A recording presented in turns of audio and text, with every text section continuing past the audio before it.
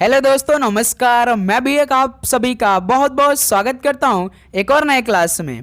तो साथियों, आज की इस क्लास में एसएससी एमटीएस हवलदार एग्जाम 2025 के लिए मोस्ट इंपॉर्टेंट क्वेश्चन को डिस्कस करेंगे, जो कि आपके सीधे परीक्षा में आने वाले सवालों को यहां पे हम लोग हल करने जा रहे हैं, वो भी साथ ही एसएससी के नए पैटर्न पे।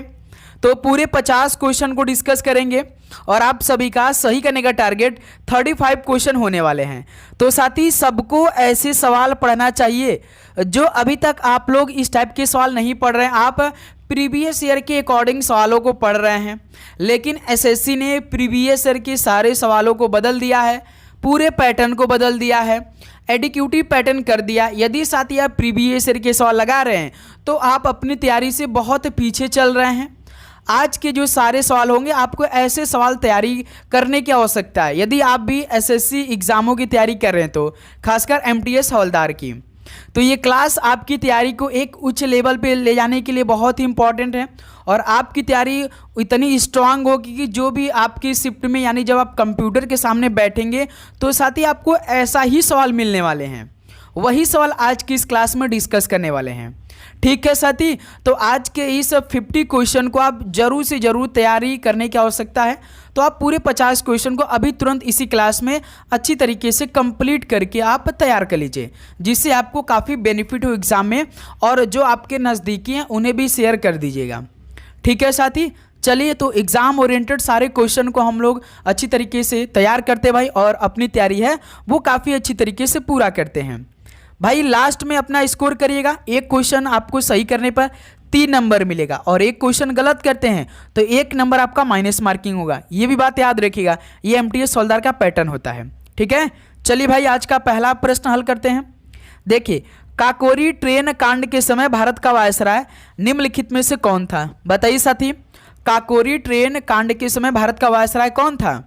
तो याद रखिएगा, लॉर्ड रीडिंग था, यानी पहले का बी ऑप्शन क्या हो जाएगा, बिल्कुल राइट आंसर हो जाएंगे। चलिए नेक्स्ट अगला सवाल कॉल करिएगा, क्वेश्चन नंबर 2 को। निम्नलिखित में से कौन सा सार्वजनिक माल यानी पब्लिक गुड्स की श्रेणी में नहीं आता है? बताइए साथी, कौन सा सार्वजनिक माल यानी पब्लिक गुड्स की श्रेणी में नहीं आता है? तो देखिए साथी, सरकार प्रशासन तो आते हैं, सड़कें भी आते हैं, राष्ट्रीय सुरक्षा भी आते हैं, लेकिन साथी जो कारें हैं ये पब्लिक गुड्स की श्रेणी में नहीं आते हैं। तो सी ऑप्शन यहाँ से बिल्कुल राइट आंसर हो जाएंगे। चलिए अगला सवाल कॉल करिएगा, क्वेश्चन नंबर 3 को। व्यापार और वाणिज्य विशेषता कस्बों और शहरों को किन शहर या कस्बा कहा जाता है? बताइए साथी, व्यापार और वाणिज्य विशेषता कस्बों और शहरों को कौन सा शहर या कस्बा कहा जाता है?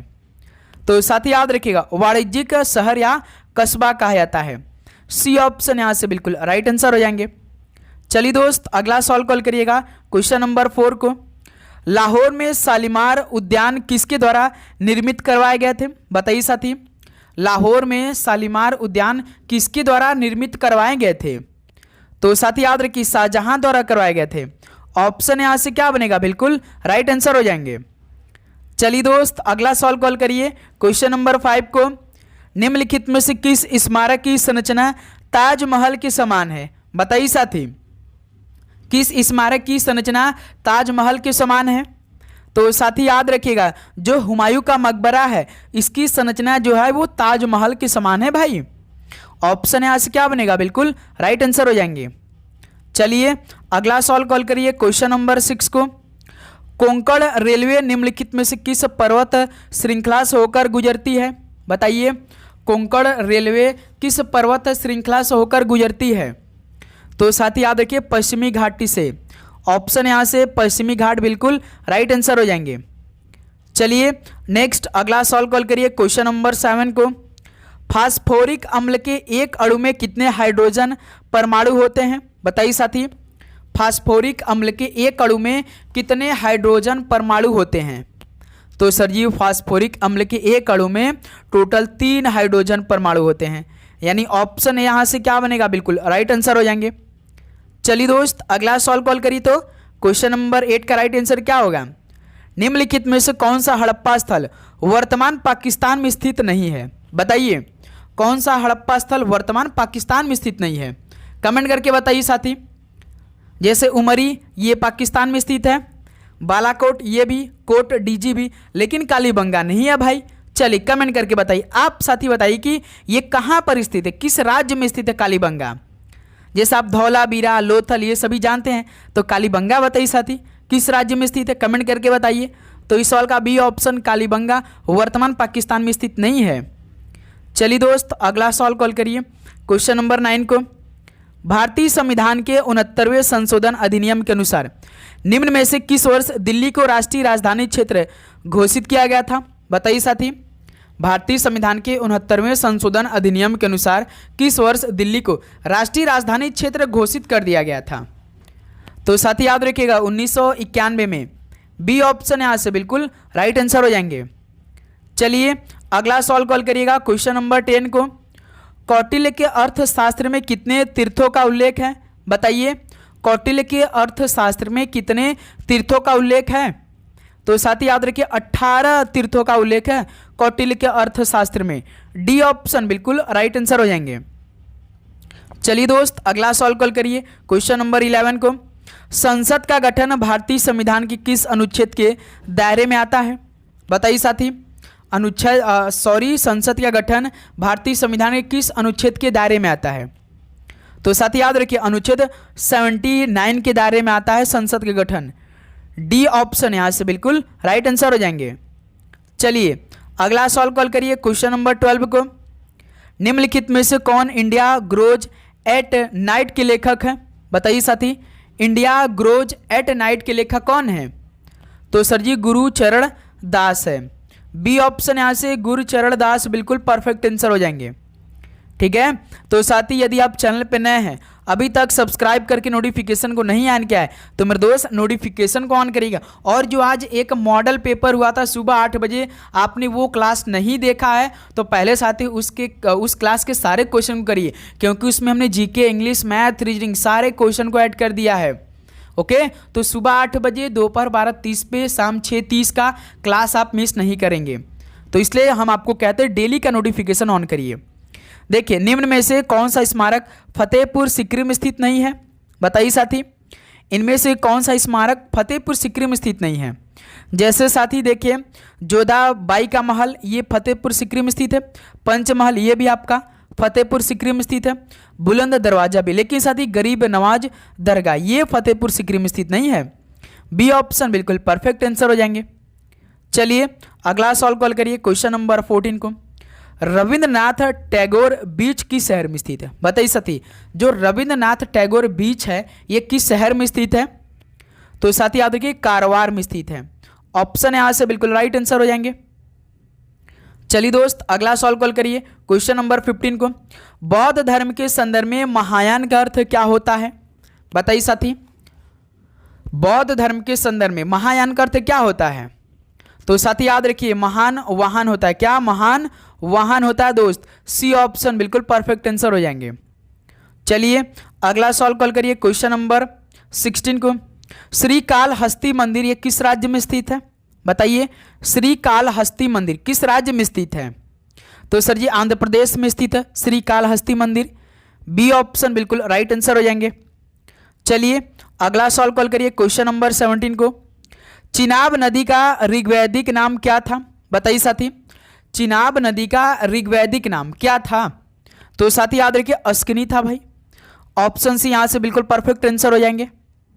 चलिए अगला सवाल कॉल करिए साथी, क्वेश्चन नंबर 18 को। आउटडोर पोलो टीम में कितने खिलाड़ी होते हैं, जो साथी आउटडोर का होता है यानी बाहर खेलने वाला पोलो में टोटल कितने प्लेयर होते हैं, तो साथी याद रखिए 4 प्लेयर होते हैं। डी ऑप्शन यहां से बिल्कुल परफेक्ट आंसर हो जाएंगे।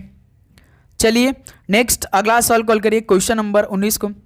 प्राकृतिक भूकंप ज्यादातर कहां पर होते हैं, यानी किस मंडल में होते हैं प्राकृतिक भूकंप ज्यादातर, तो साथ याद रखिए स्थल मंडल में होते हैं। बी ऑप्शन बिल्कुल परफेक्ट आंसर हो जाएंगे। ओके, चलिए नेक्स्ट अगला सवाल कॉल करिए साथी, क्वेश्चन नंबर 20 को। पादपों में श्वसन प्रक्रिया के दौरान निम्न में से कौन सा उत्पाद के रूप में मुक्त नहीं होता है, यानी साथी पादपों में श्वसन प्रक्रिया के दौरान कौन सा उत्पाद रूप में मुक्त नहीं होता है, बताइए साथी कौन सा उत्पाद के रूप में मुक्त नहीं होता है, तो साथी याद रखिएगा ऑक्सीजन मेरे दोस्त। यानी ऑप्शन यहाँ से क्या बनेगा, बिल्कुल राइट आंसर हो जाएंगे। चलिए अगला सवाल कॉल करिए क्वेश्चन नंबर 21 को। भारतीय संविधान के अनुच्छेद 124 और 217 निम्नलिखित में से स्थिति किससे संबंधित है? बताइए साथी, अनुच्छेद 114, 124 और 217 किससे संबंधित है? तो साथी याद रखिए, जैसे मुख्यमंत्री की नियुक्ति, ये साथी अनुच्छेद 164 संबंधित है। न्यायाधीश की जो नियुक्ति होती है वो आर्टिकल 155 से बिलोंग है। और साथी राज्यपाल की नियुक्ति ये किससे संबंधित है? बताइए साथी, इस सवाल का परफेक्ट आंसर क्या बनेगा? तो एक सेकंड साथी मेरे दोस्त, न्यायाधीश की नियुक्ति तो 124 से लेकर 217 के बीच में आता है भाई। राज्यपाल की नियुक्ति जो है वो 155 से संबंधित है। यूपीएससी अध्यक्ष को जो नियुक्ति होता है वो साथी अनुच्छेद 316 में आता है। तो पूछा किसका, 124 और 217 का, यानी इस सवाल का बी ऑप्शन न्यायाधीश की नियुक्ति से संबंधित होता है भाई। बी ऑप्शन बिल्कुल राइट आंसर हो जाएंगे। ठीक है, चलिए अगला सवाल कॉल करिएगा क्वेश्चन नंबर 22 को। इम्फाल का युद्ध इनमें से किस वर्ष में जीता गया था? बताइए, इम्फाल का युद्ध किस वर्ष में जीता गया था? तो साथी याद रखिए 1944 में। सी ऑप्शन बिल्कुल राइट आंसर हो जाएंगे। चलिए अगला सवाल कॉल करिए क्वेश्चन नंबर 23 को। यक्षगान ये किसकी एक लोकप्रिय नृत्य नाटक शैली? जैसे यक्षगान कर्नाटक की एक है, तो कर्नाटक किस जगह की है, किस भारत की है? तो साथ ही याद रखिए दक्षिणी भारत की एक लोकप्रिय नृत्य नाटक शैली यक्षगान। सी ऑप्शन बिल्कुल परफेक्ट आंसर हो जाएंगे। चलिए नेक्स्ट अगला सवाल कॉल करिएगा क्वेश्चन नंबर 24 को। देवमाली पर्वत शिखर कहाँ स्थित है? बताइए, देवमाली पर्वत शिखर कहाँ स्थित है? तो साथ ही याद रखिए उड़ीसा राज्य में स्थित है। ऑप्शन यहाँ से बिल्कुल राइट आंसर हो जाएंगे। चलिए नेक्स्ट अगला सवाल कॉल करिए क्वेश्चन नंबर 25 को। डालखाई नृत्य किस राज्य से संबंधित है? बताइए साथी, डालखाई जो नृत्य है ये किस राज्य से संबंधित है? तो साथी याद रखिए उड़ीसा से संबंधित है। बी ऑप्शन बिल्कुल राइट आंसर हो जाएंगे। चलिए अगला सवाल कॉल करिए क्वेश्चन नंबर 26 को। गांधी जी द्वारा आरंभ की गई दांडी यात्रा के समय भारत का वायसराय कौन था? बताइए साथी, गांधी जी द्वारा आरंभ की गई दांडी यात्रा के समय भारत का वायसराय कौन था? भाई ये सवाल मोस्ट इंपॉर्टेंट है आपके एग्जाम के लिए। भाई ऐसा कोई सवाल नहीं करा रहा है एमटीएस हवलदार के लिए, तो याद रखिए लॉर्ड इरविन था दोस्त। सी ऑप्शन बिल्कुल राइट आंसर हो जाएंगे। चलिए अगला सवाल कॉल करिए क्वेश्चन नंबर 27 को। निम्न में से कौन सा राज्य या केंद्र शासित प्रदेश अरावली पर्वतमाला से सटा नहीं है? बताइए साथी, जैसे दिल्ली सटा है, हरियाणा सटा है, गुजरात सटा है, लेकिन पंजाब नहीं सटा है मेरे दोस्त। बी ऑप्शन बिल्कुल राइट आंसर हो जाएंगे। चलिए नेक्स्ट अगला सवाल कॉल करिए। निम्नलिखित में से किसे अकबर ने खान ए खाना की उपाधि दी थी? बताइए, अकबर ने किसे खान ए खाना की उपाधि दी थी? तो याद रखिएगा मिर्जा अब्दुल रहीम खान को। बी ऑप्शन यहाँ से बिल्कुल राइट आंसर हो जाएंगे। ठीक है, चलिए अगला सवाल कॉल करिएगा। तो पश्चिम बंगाल के बाद बांग्लादेश की सबसे लंबी सीमा निम्न में से किस भारतीय राज्य के साथ जुड़ी है? भाई आप सभी से राज्य दर्शन के कम से कम 4 से 5 सवाल एक ही शिफ्ट में पूछा जाएगा, इसलिए साथ ही आपको हर एक स्टेट के बारे में मालूम होना चाहिए। सबसे पहले तो भारत के जितने भी स्टेट हैं उनके राज्यपाल मुख्यमंत्री मालूम होना चाहिए। जो वर्तमान में मुख्य न्यायाधीश है वो तो पढ़ लीजिएगा भाई, आपके पेपर में डायरेक्ट सवाल आएंगे। बताइए, पश्चिम बंगाल के बाद बांग्लादेश की जो सबसे लंबी सीमा है वो किस भारतीय राज्य के साथ जुड़ी है? तो याद रखिए साथी त्रिपुरा के साथ। डी ऑप्शन यहाँ से बिल्कुल राइट आंसर हो जाएंगे। चलिए नेक्स्ट अगला सवाल कॉल करिएगा क्वेश्चन नंबर 30 को। निम्नलिखित में से कौन सा शहर गोमती नदी के तट पर स्थित है? बताइए साथी। भोपाल तो भाई देखिएगा साथी किसी नदी के तट पर स्थित नहीं है, अलीगढ़ भी नहीं, कानपुर नहीं, लखनऊ आपका साथी गोमती नदी के तट पर स्थित है। यही डी ऑप्शन राइट आंसर हो जाएगा। जैसे कानपुर की बात करेंगे तो साथी गंगा नदी के तट पर स्थित है, ओके, और लखनऊ साथी गोमती नदी के तट पर स्थित है। डी ऑप्शन राइट आंसर हो जाएगा।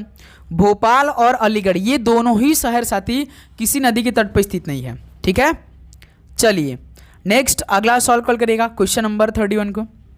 भारत जनगणना 2011 के अनुसार 2001 से लेकर 2011 के बीच निम्न में से किस राज्य में जनसंख्या वृद्धि का प्रतिशत सबसे कम था? बताइए साथी, जनगणना 2011 के अनुसार 2001 से लेकर 2011 के बीच किस राज्य में जनसंख्या वृद्धि प्रतिशत सबसे कम था? बताइए। तो याद रखिए साथी हिमाचल प्रदेश में। ऑप्शन यहाँ से बिल्कुल राइट आंसर हो जाएंगे। चलिए अगला सॉल्व कॉल करिएगा क्वेश्चन नंबर 32 को। निम्नलिखित में से कौन सा राज्य बांग्लादेश के साथ सबसे लंबी भूमि सीमा साझा करता है? बताइए साथी, कौन सा राज्य बांग्लादेश के साथ सबसे लंबी भूमि सीमा साझा करता है? तो साथी याद रखिए पश्चिम बंगाल सबसे ज्यादा करता है भाई, उसके बाद त्रिपुरा करता है। डी ऑप्शन बिल्कुल परफेक्ट आंसर हो जाएंगे। चलिए अगला सॉल्व कॉल करिए क्वेश्चन नंबर 33 को। निम्नलिखित में से कौन सा राज्य मांडो महोत्सव के लिए जाना जाता है? बताइए साथी, इनमें से कौन सा राज्य मांडो महोत्सव के लिए फेमस है या जाना जाता है? कमेंट करके बताइए। तो सर ये तो गोवा राज्य है, यानी साथी इस सॉल्व का ऑप्शन है बिल्कुल परफेक्ट आंसर हो जाएंगे। चलिए नेक्स्ट अगला सॉल्व कॉल करिएगा क्वेश्चन नंबर 34 को। देखिए क्या दे रखा है सवाल साथी।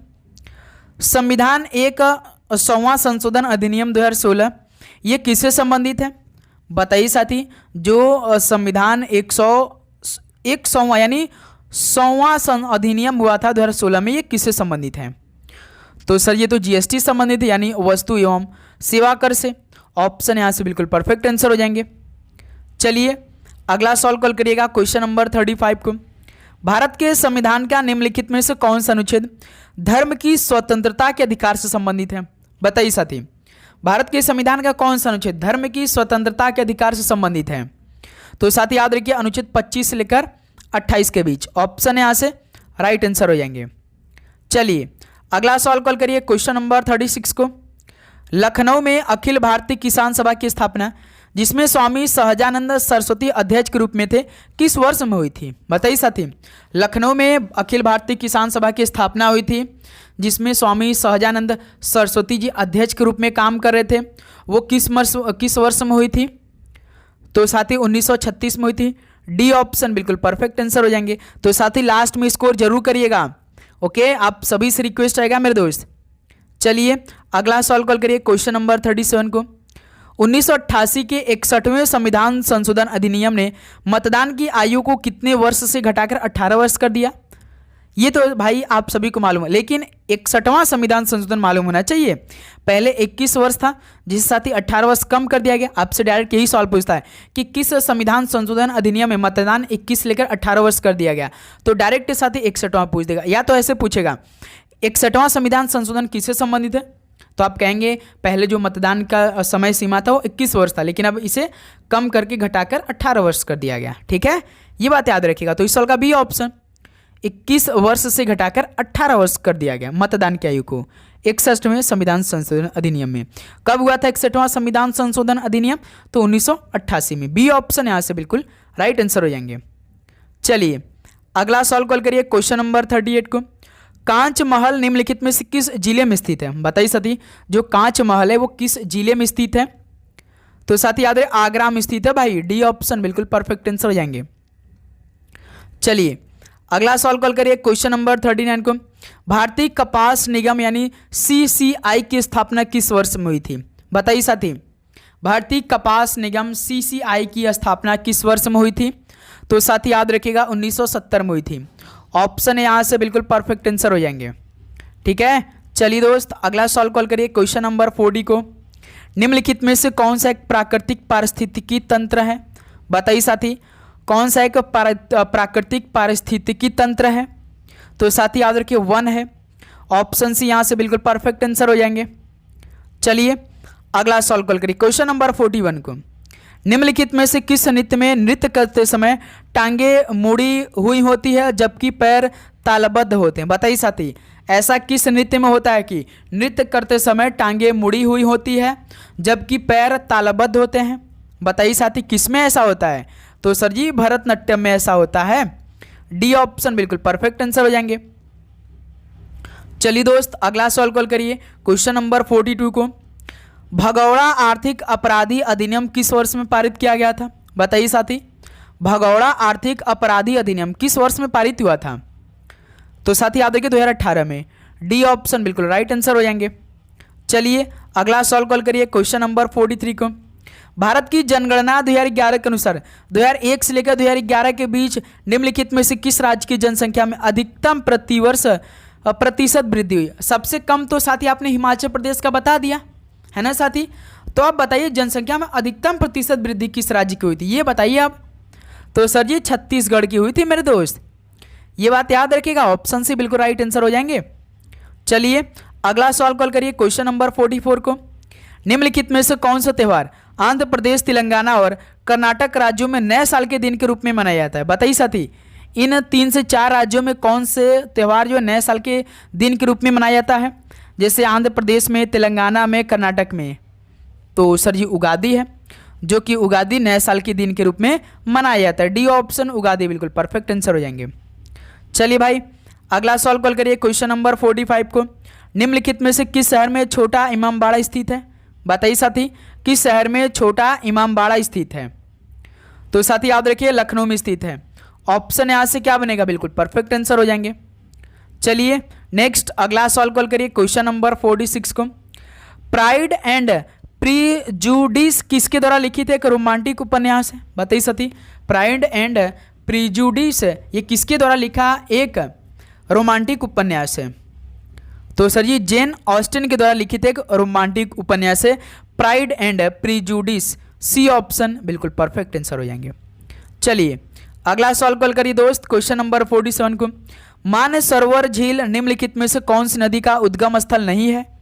बताइए साथी, मानसरोवर झील कौन से नदी का उद्गम स्थल नहीं है? जैसे देखिए ब्रह्मपुत्र का है, सिंधु का है, सतलुज का, लेकिन चिनाब नदी का नहीं है। तो यहीं से बी ऑप्शन परफेक्ट आंसर हो जाएंगे। चलिए अगला सवाल कॉल करिए दोस्त, क्वेश्चन नंबर 48 को। निम्नलिखित में से कौन सा मुगल सम्राट तंबाकू की लत से इतना अधिक चिंतित था कि उसने इस पर प्रतिबंध लगा दिया? बताइए साथी, वह कौन सा मुगल सम्राट था जिसने भाई तंबाकू की लत से इतना अधिक परेशान हो गया था, चिंतित था कि उसने इस पर प्रतिबंध लगा दिया? तो सर जी ऐसा काम करने वाला जहांगीर था। ऑप्शन यहाँ से बिल्कुल राइट आंसर हो जाएंगे। चलिए दोस्त अगला सवाल कॉल करिए, क्वेश्चन नंबर 49।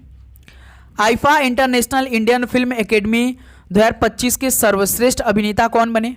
चलिए भाई करंट अफेयर का सवाल है। तो आईफा इंटरनेशनल इंडियन फिल्म अकादमी जो कि साथी राजस्थान के जयपुर में आयोजित किया गया था आईफा, तो इसके सर्वश्रेष्ठ अभिनेता कौन बने? याद रखिए साथी कार्तिक आर्यन बने थे भाई। ऑप्शन ए बिल्कुल परफेक्ट आंसर हो जाएंगे, भूलना नहीं ये सवाल। चलिए लास्ट क्वेश्चन साथी आज की इस क्लास के बताएंगे, क्वेश्चन नंबर 50 को। हाल ही में यूनेस्को के अस्थायी धरोहर सूची में शामिल राष्ट्रीय उद्यान कौन सा है? बताइए, हाल ही में यूनेस्को की अस्थायी धरोहर सूची में शामिल होने वाला राष्ट्रीय उद्यान कौन सा है? तो सर जी कांगेरी घाटी राष्ट्रीय उद्यान है, जो कि ये छत्तीसगढ़ में स्थित है मेरे दोस्त। ठीक है, ये भी बात याद रखिएगा, कांगेरी जो घाटी राष्ट्रीय उद्यान कहाँ स्थित है? छत्तीसगढ़ राज्य में स्थित है। ऑप्शन है यहाँ से बिल्कुल परफेक्ट आंसर हो जाएंगे। तो साथी यह फाइनली 50 क्वेश्चन कंप्लीट हो चुके हैं। अब बताइए साथी आप सभी का टोटल 50 क्वेश्चन में से कितना स्कोर रहा?